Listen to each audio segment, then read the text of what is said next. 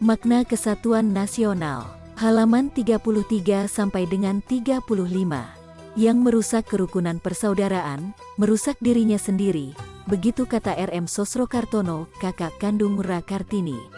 Sosrokartono, tahun 1877 sampai tahun 1952, adalah pejuang pergerakan nasional sejak tahun 1925 dan pejuang anti pendudukan Jepang. Dia bersahabat dengan Soekarno, Setiabudi, Dr. Cipto Mangunkusumo, dan Ki Hajar Dewantoro. Dia juga dikenal dan dikenang rakyat kecil sebagai dokter penyembuh segala penyakit hanya dengan air putih. Sosrokartono dicaci maki oleh dokter-dokter Belanda sebagai penipu, tukang jual obat, dukun. Namun, Sosrokartono mengatakan, yang saya pegang teguh adalah agama saya, Islam dan kejawen saya. Dia dikenal jujur, menolak pembayaran apapun, sama sekali tidak kaya, dan wafat sebagai bujangan. Beliau sangat rajin berpuasa. Kita tidak menyangka Sosrokartono adalah seorang sarjana kesusastraan timur di Leiden yang menguasai 17 bahasa Eropa dan 9 bahasa daerah di Indonesia serta bahasa-bahasa timur. Selama 26 tahun hidup di Eropa, dia tercatat sebagai penerjemah di Liga Bangsa-Bangsa, Geneva dan wartawan Perang Dunia I untuk New York Herald dan New York Herald Tribune. Akan tetapi, dia tidak menemukan tujuan hidupnya di tengah kemajuan ilmu pengetahuan dan teknologi barat. Ada sesuatu yang kosong dalam dirinya.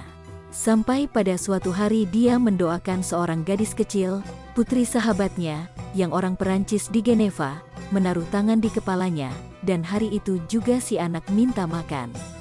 Padahal, para dokter sudah memutuskan ketidakmungkinan anak yang sudah tidak sadar beberapa hari itu bisa sembuh. Sejak itu ia mengerti panggilan hidupnya.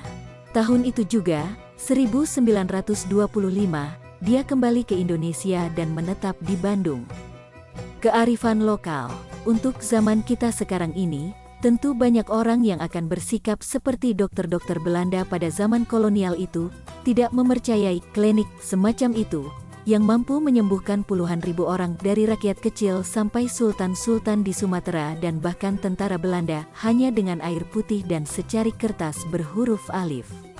Amuk massa, tawuran, bentrok antar kampung, bentrok antar fakultas, serta perusakan dan pembunuhan karena beda iman terjadi akibat Indonesia telah melupakan akar-akar budayanya sendiri. Indonesia mencaplok begitu saja budaya-budaya lain tanpa sikap kritis sama sekali. Mereka terlalu percaya adanya kebenaran tunggal yang universal. Kalau Amerika bisa, kenapa kita tidak? Kalau di Pakistan begitu, kenapa Indonesia tidak menjiplaknya?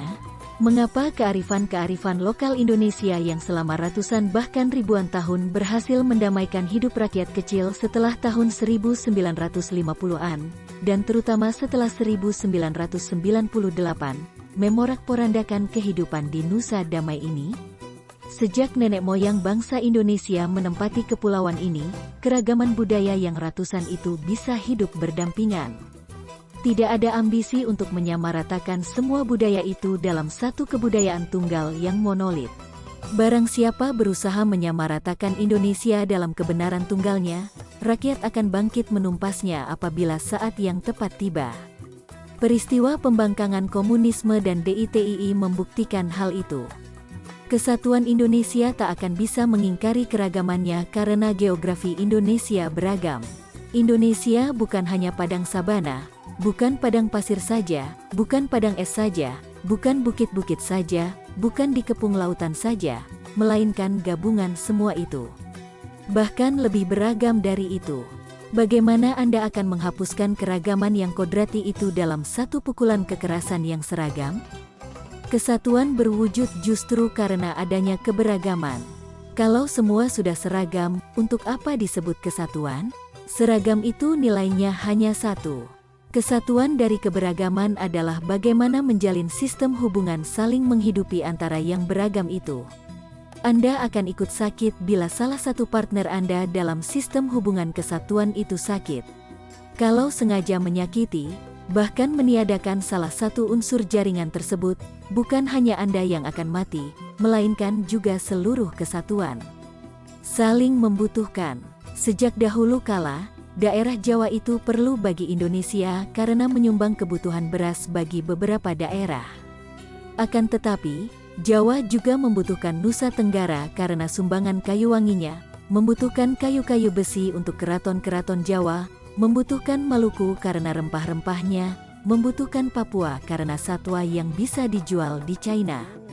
Kita ini saling membutuhkan untuk dapat meneruskan hidup ini dengan selamat dan sejahtera. Kalau Indonesia seluruhnya Anda jadikan sawah, lantas mau dibuang kemana surplus beras kita itu? Itulah ibaratnya.